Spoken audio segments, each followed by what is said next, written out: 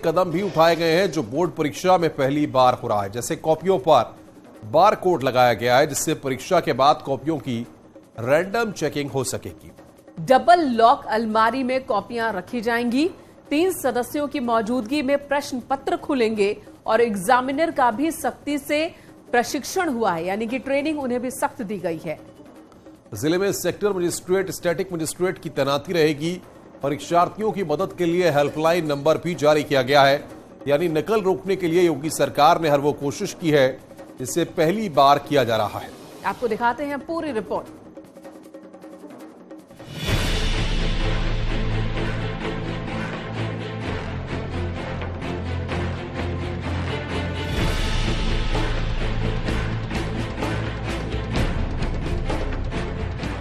UP में एक वो दौर था जब बोर्ड परीक्षा में खुलेआम नकल किया और करवाया जाता था। एग्जामिनेशन सेंटर पर नकलचियों की भीड़ होती थी और अब वो दौर है जब परीक्षार्थियों पर तीसरी आंख से नजर है। नकल करने वालों पर एनएसए के तहत कार्रवाई की तैयारी है। कल से शुरू होने वाले बोर्ड एग्जाम के लिए योगी सरकार ने पूरी तैयारी कर ली है। सभी परीक्षा सेंटर को सीसीटीवी से लैस किया गया है और नकल रोकने के लिए पुलिस के साथ ही अधिकारियों को जिम्मेदारी दी गई है।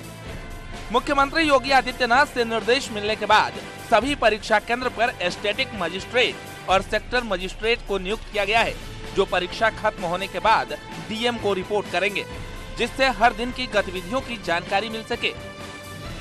एशिया की सबसे बड़ी परीक्षा संस्था यूपी बोर्ड की 2023 की 10वीं और 12वीं की परीक्षा को लेकर सभी तैयारियां पूरी कर ली गई हैं। 16 फरवरी से 4 मार्च के बीच ये परीक्षाएं आयोजित की जाएंगी और इस बार की परीक्षा में 58 लाख से ज्यादा परीक्षार्थी हाई स्कूल और इंटरमीडिएट की परीक्षा देंगे।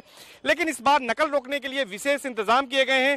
इस बार नकल रोकने के लिए एलआईयू और एसटीएफ का भी इस्तेमाल किया गया है और यूपी बोर्ड की परीक्षा में नकल करने वाले तमाम लोगों के खिलाफ एनएसए के तहत कार्रवाई करने की भी बात कही गई है। बच्चों के उज्जवल भविष्य के लिए योगी सरकार मुस्तैद है और नकल रोकने के लिए हर वो कदम उठा रही है जिससे बच्चों को भविष्य में परेशानी न हो। इसको देखते हुए एग्जाम की कॉपियों की सख्त निगरानी के लिए पहली बार अलग स्ट्रांग रूम बनाया गया है। साथ ही कॉपियों को डबल लॉक अलमारी में रखा जाएगा और उसकी मॉनिटरिंग 24 घंटे सीसीटीवी कैमरे से की जाएगी। इतना ही नहीं, एग्जाम दिलाने से पहले एग्जामिनर की भी सख्त ट्रेनिंग हुई है, जिससे एग्जाम के वक्त नकल की एकमात्र संभावना भी खत्म कर दी गई है। मतलब ये कि क्लासरूम में अब एग्जामिनर भी ताक झांक करने वाले बच्चों पर सख्ती से पेश आएंगे। ये पूरे प्रदेश में जितने हमारे परीक्षा केंद्र हैं 8,753 केंद्र हैं। इसमें प्रत्येक परीक्षा केंद्र में प्रत्येक कक्षा में 2-2 कैमरे लगाने का प्रावधान किया गया है जहाँ पे परीक्षा आयोजित की जाएगी। इसके अतिरिक्त स्ट्रांग रूम, गेट, परिसर और विद्यालय के अन्य आवश्यक स्थानों पर भी सीसीटीवी कैमरा लगाए गए हैं, जिसमें वॉइस रिकॉर्डर के साथ ये व्यवस्था की गई है। पहली बार उत्तर पुस्तिकाओं पर बार कोडिंग की गई है, जिससे कॉपीज पर बार कोडिंग से आंसर कॉपीज नहीं बदली जा सकेंगी।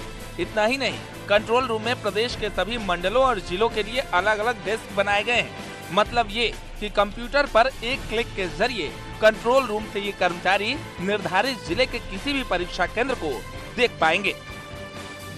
ये जो मास्टर हमारा केंद्र बना हुआ है कंप्यूटर का, इसमें 16-17 लोग लगे हुए हैं और पूरा जनपद इससे जुड़ा हुआ है।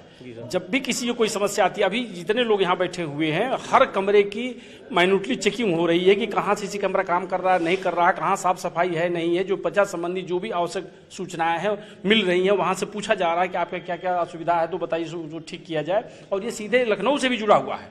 आवश्यकता पड़ने पर लखनऊ से जो भी सूचनाएं आती हैं, यहाँ अगर कहीं भी हमारे 139 केंद्रों में कहीं कोई समस्या होती है तो हम लोग वहाँ से जब सूचना आती है तो यहाँ से वो सूचना को 139 केंद्रों पर प्रसारित करते हैं और उनको ये बताते हैं कि आपके ये असुविधा दिख रहा है, आपका ये कैमरा नहीं चल रहा, इस कमरे का पीछे का कैमरा नहीं चल रहा, आगे कैमरा नहीं चल रहा, आपका एक अध्यापक बहुत देर से मतलब हर कमरे में सर 2 कैमरे, हर कमरे में 2-2 सीसी कैमरे, एक आगे लगे एक पीछे लगे। मतलब सीएम योगी का संदेश साफ है, परीक्षा में नकल करोगे तो नपोगे।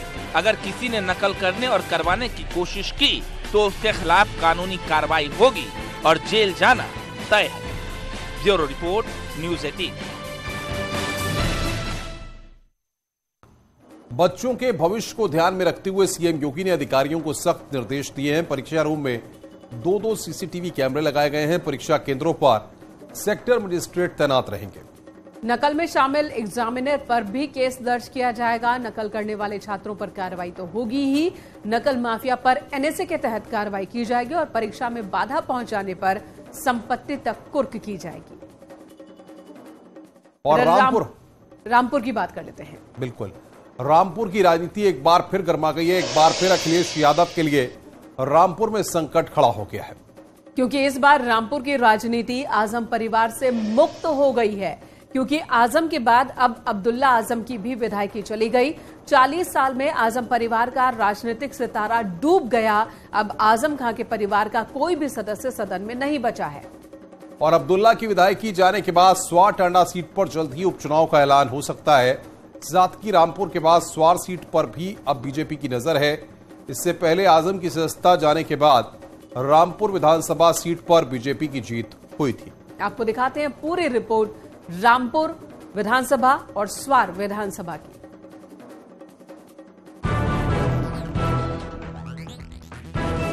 यूपी की सियासत में एक समय था जब आजम परिवार का दबदबा हुआ करता था, लेकिन इसी दौरान आजम के परिवार पर जुल्म और सितम के इतने आरोप लगे कि सत्ता बदलते ही एक के बाद एक ताबड़तोड़ केसों के बोझ से आजम का परिवार दब गया। पहले आजम खान की विधायकी छिन गई और अब उनके बेटे अब्दुल्ला आजम की। 2008 में सड़क जाम करने के एक मामले में स्वार से विधायक अब्दुल्ला आजम को 2 साल की सजा सुनाई गई, जिसके बाद उनकी विधायकी चली गई। विधानसभा सचिवालय ने उनकी सीट को रिक्त होने का नोटिफिकेशन जारी कर दिया है। अब स्वार सीट से समाजवादी पार्टी के विधायक अब्दुल्ला आजम खान की विधानसभा सदस्यता रद्द हो चुकी है। यानी अब स्वार सीट पर विधानसभा उपचुनाव होंगे। लेकिन क्यों गई अब्दुल्ला आजम की विधायकी, ये भी समझिए। दरअसल अब्दुल्ला आजम को 2 साल की सजा सुनाई गई है। छजलेट थाने के घेराव केस में ये सजा हुई है। आजम और अब्दुल्ला ने थाने का घेराव किया था। 31 दिसंबर 2007 की रात सीआरपीएफ सेंटर पर आतंकी हमला हुआ था और 1 जनवरी को पुलिस गाड़ियों की चेकिंग कर रही थी। पुलिस ने इनकी गाड़ी भी चेकिंग के लिए रोकी थी। इसके बाद आजम और अब्दुल्ला दोनों भड़क गए और समर्थकों के साथ छजलेट थाने का घेराव कर दिया, जिसके बाद दोनों पर सरकारी काम में बाधा डालने के आरोप में केस दर्ज हुआ। फिर 13 फरवरी 2023 यानी बीते 13 तारीख को मुरादाबाद एमपी एमएलए कोर्ट ने अब्दुल्ला आजम को दोषी करार देते हुए 2 साल की सजा और जुर्माना लगा दिया। अब्दुल्ला की विधायकी जाने के बाद सियासत अब गर्मा गई है। समाजवादी पार्टी के अब्दुल्ला आजम साहब की जो सदस्यता थी उसको रद्द करवाने में आखिर योगी आदित्यनाथ जी की सरकार सफल है। मुबारकबाद योगी जी, ऐसा करिए कि आपको विपक्ष की कोई जरूरत तो है नहीं, तो पूरा जो सदन है, पूरा जो विपक्ष है, इसकी सदस्यता आप रद्द कर दीजिए। जनता के हितों के लिए कोई जनप्रतिनिधि काम नहीं करता है तो उसके साथ जनता जब खड़ी होती है उसके खिलाफ तो फिर न्यायालय जाती है और न्यायालय निष्पक्ष फैसला सुनाता है। उस फैसले के क्रम में ये भी सदस्यता जो रद्द हो रही है उनकी, ये उसका परिणाम है कि जनता के हितों के काम नहीं जो करेगा वो सदन क्या, वो घर में भी नहीं रह पाता है। स्वार सीट से अब्दुल्ला आजम की विधायकी खत्म होने पर समाजवादी पार्टी सरकार पर निशाना साध रही है। वही बीजेपी कर्मों का फल बता रही है। लेकिन जिस सीट से अब्दुल्ला आजम विधायक थे, उस स्वार सीट की जनता का क्या कहना है, वो सुनिए। ये अगर कुछ गलत करता है तो उसके साथ में गलत होता ही आगे, क्योंकि एक कहावत है, जैसा करोगे वैसा भरोगे। तो हो सकता है कि उन्होंने कुछ ऐसे काम किए हों जिनकी उन्हें जो है आज मतलब मिली है। उन्होंने जो अपने शासनकाल में जो रामपुर की जनता के ऊपर, और रामपुर की जनता के ऊपर ही नहीं पूरे जिले की जनता के ऊपर जो अत्याचार किए, तो उस अत्याचार का ये अंत हुआ है। यहाँ की जनता परेशान है, यहाँ कोई विकास नहीं हो रहा, कुछ नहीं हो रहा, कोई काम नहीं हुआ अभी तक। तो उसका नतीजा है कि आज उनकी विधानसभा रद्द हो गई है और अब हमें कोई नया विधायक मिलेगा जो हमारे क्षेत्र में विकास का चौमुखी विकास लाएगा। स्वार की जनता अब नए विधायक के इंतजार में है, क्योंकि उनका कहना है कि अब्दुल्ला के विधायक रहते इलाके का विकास नहीं हुआ। अब आगे क्या होगा ये तो वक्त बताएगा, लेकिन एक के बाद एक आजम परिवार की बढ़ती मुश्किलें थमने का नाम नहीं ले रही है। Bureau report, news 18।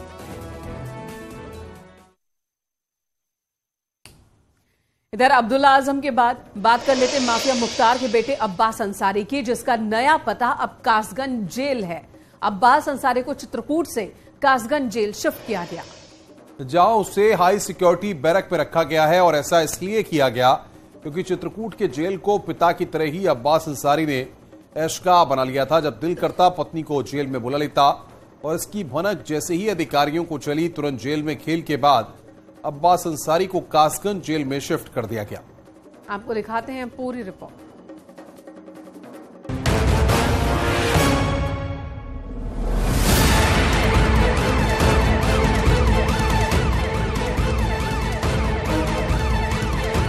वक्त सुबह 6 बजे, जगह चित्रकूट जेल। जब कड़ी सुरक्षा के बीच अब्बास अंसारी को कासगंज जेल के लिए रवाना किया गया, दल बल के साथ पुलिस की टीम चित्रकूट से आगरा एक्सप्रेसवे होते हुए इटावा पहुंची और फिर वहां से अब्बास अंसारी को कासगंज जेल लाया गया। इस दौरान जिस रूट से अब्बास को लाया जा रहा था, उसी रूट पर न्यूज 18 के रिपोर्टर भी मौके पर मौजूद थे। आगरा लखनऊ एक्सप्रेसवे से कासगंज के लिए जा रहा है। ये जो काफिला दिखाई दे रहा है, जिसमें पुलिस के अधिकारियों की गाड़ियां शामिल हैं और इसके साथ में ही इसमें कड़े सुरक्षा दस्ता भी यहाँ पर लगा कर रखा गया है। तो ये पूरा का पूरा काफिला यहाँ पर कड़ी सुरक्षा के बीच अब्बास अंसारी को कासगंज के लिए लेकर के जाया जा रहा है। और अब ये काफिला जो है यहाँ से इटावा के रास्ते होते हुए कासगंज के लिए रवाना हो गया है। वक्त दोपहर 2:30 बजे, जगह कासगंज जेल। जब जेल में खेल करने वाले अब्बास अंसारी की जेल शिफ्टिंग हुई, पुलिस की सुरक्षा के बीच अब्बास अंसारी को चित्रकूट से लाया गया और कासगंज जेल के हाई सिक्योरिटी बैरक में अब्बास अंसारी को रखा गया। डीजी जेल ने जो दिशा निर्देश दिए थे, सरकार द्वारा दिए गए थे, उसी हिसाब से कासगंज जिले में जैसे जनपद सीमा में प्रवेश किया था, तो यहाँ लोकल जो पुलिस थी उसने वहाँ से रिसीव किया था। इसमें सीओ थे, एडिशनल एसपी वगैरह थे, तो उन्होंने यहाँ रिसीव किया। तो बाकी लोग जो साथ में आए हैं वही लोग अंदर गए हैं। यहाँ लोकल का जो थाना है, थोड़ा क्षेत्र में पचलाना क्षेत्र पता है, वो उनकी जो लोकल पुलिस है वो यहीं बाहर ही है और पीएससी की गाड़ी लगातार यहाँ लगी हुई है। और बाकी के जो लोग हैं, किसी भी मीडिया कर्मी को जो बाहर वाला जो परिसर है उसे अंदर नहीं जाने दिया गया है।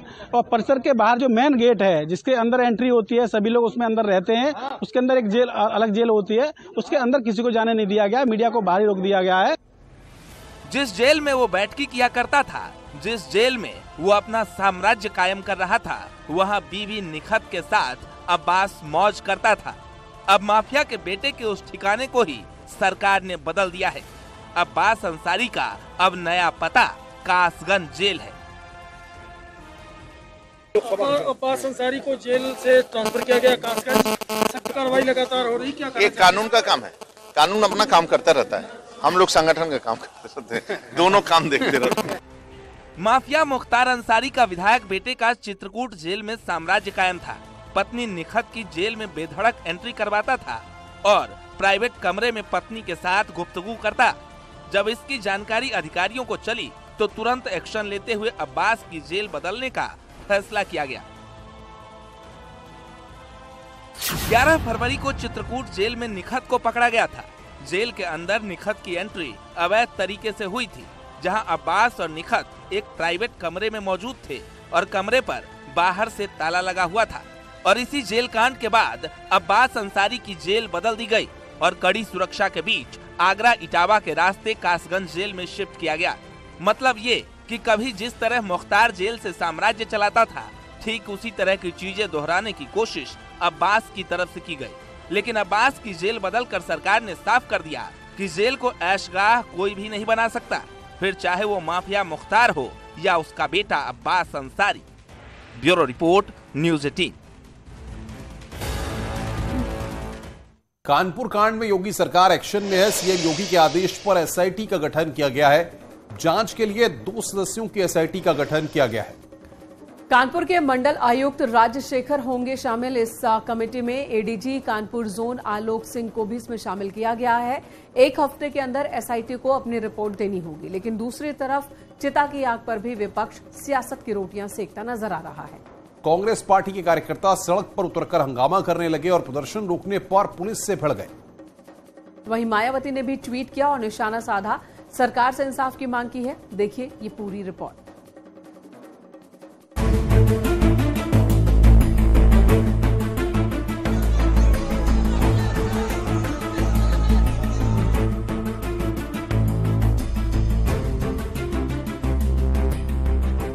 कानपुर अग्निकांड में मां बेटी की मौत पर मातम पसरा है।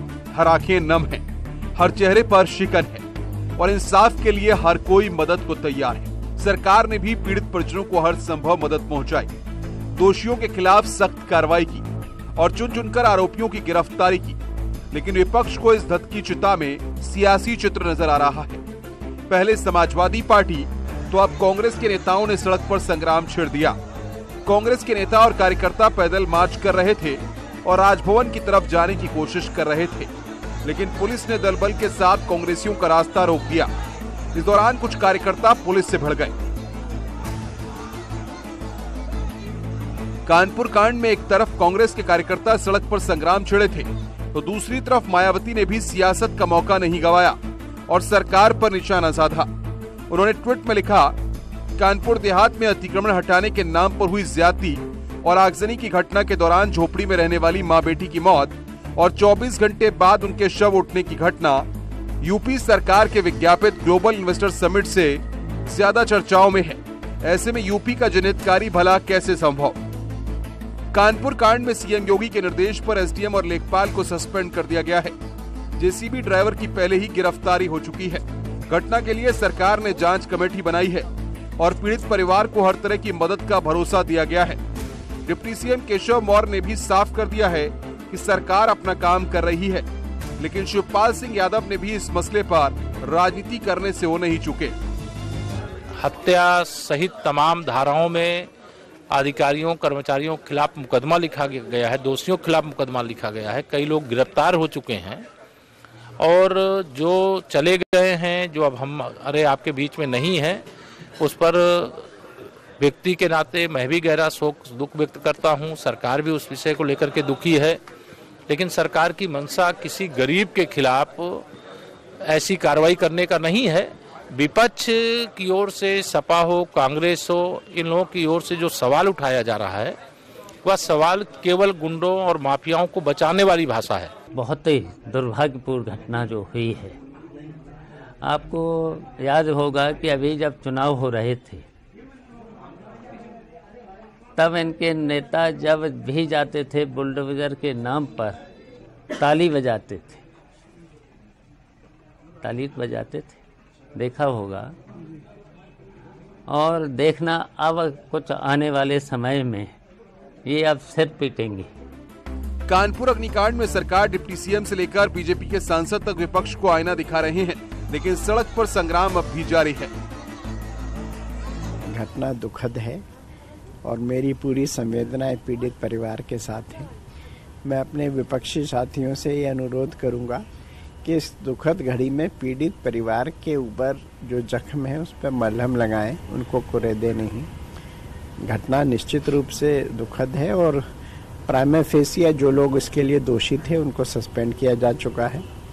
इंक्वायरी प्रोग्रेस में है और जो भी इसमें दोषी होंगे उन सब के खिलाफ सख्त से सख्त कार्रवाई की जाएगी, किसी को भी बख्शा नहीं जाएगा। खैर, दुख की घड़ी में हर कोई पीड़ित परिवार के साथ नजर आ रहा है, लेकिन कुछ सच में साथ हैं तो कुछ चिता की आग में सियासत की रोटी सेक रहे हैं।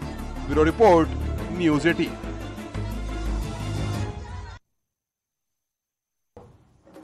और अब बात शिया सुन्नी वक्फ बोर्ड की। जी हां, इस बोर्ड में एक बार फिर करप्शन का मामला सामने आ रहा है। भ्रष्टाचार और गड़बड़ी की शिकायत के बाद सीएम योगी ने जांच के आदेश दिए हैं। यूपी हज कमेटी के अध्यक्ष मोहसिन रजा ने सीएम योगी से शिया सुन्नी वक्फ बोर्ड में भ्रष्टाचार की शिकायत की थी। इसके बाद सीएम योगी ने मामले का संज्ञान लिया। मोहसिन रजा का आरोप है कि वक्फ संपत्तियों पर कब्जे खरीद फरोख्त कराकर बड़ा भ्रष्टाचार किया जा रहा है। वक्फ संपत्तियों पर मुतलवियों को भी नियुक्ति में धांधली हो रही है। इस आरोप के बाद अब वक्फ बोर्ड पर तलवार लटक गई है। आपको मोहसिन रजा का वो बयान भी सुनाएंगे, लेकिन उससे पहले ये जान लीजिए कि वक्फ बोर्ड काम कैसे करता है। जिले से लेकर राज्य स्तर तक वक्फ बोर्ड होता है। हर राज्य में शिया और सुन्नी वक्फ बोर्ड हैं। वक्फ बोर्ड का काम दान में मिली संपत्तियों का रखरखाव करना होता है। देश भर में बने कब्रिस्तान वक्फ भूमि का ही हिस्सा है। बोर्ड पर निगरानी के लिए सेंट्रल वक्फ काउंसिल होता है। आपको बता दें, पूरे देश में 30 वक्फ बोर्ड फिलहाल संचालित हो रहे हैं। तो आप भ्रष्टाचार में शामिल लोग हैं। इसलिए जो लोगों ने आवाज उठाई, उत्तर प्रदेश के तमाम धर्मगुरुओं ने, तमाम मुस्लिम संगठनों ने आवाज उठाई, तमाम मुस्लिम बुद्धिजीवियों ने उठाई, दबे कुचले मुसलमानों ने आवाज उठाई कि साहब हमारा वेलफेयर नहीं हो रहा है। वक्फ बोर्ड में बाकायदा धांधली हो रही, दोनों वक्फ बोर्ड जो हैं वो अपनी शक्तियों से ऊपर उठकर काम कर रहे हैं। अनावश्यक तरीके से लोगों को अपॉइंट करना, अनावश्यक तरीके से लोगों को रिमूव कर देना, सिर्फ करप्शन का ही अड्डा बन गए हैं। तो इसलिए जरूरी थी इसकी जांच होना, और जांच के बाद दूध का दूध और पानी का पानी हो जाएगा। खुदा की संपत्ति को खुर्द-बुर्द करने का किसी को अधिकार नहीं है। खुदा की संपत्ति जनता के, पब्लिक के काम आवे और सार्वजनिक प्रयोग के लिए ही लोग वक्फ में अपनी संपत्ति दान करने का काम करते हैं। जिन लोगों ने गड़बड़ियां की हैं, हमने एक बार सर्वे करा लिया है और सर्वे कराकर सारी संपत्ति का रजिस्ट्रेशन भी करा दिया है। तो अब किसी स्तर पर कहाँ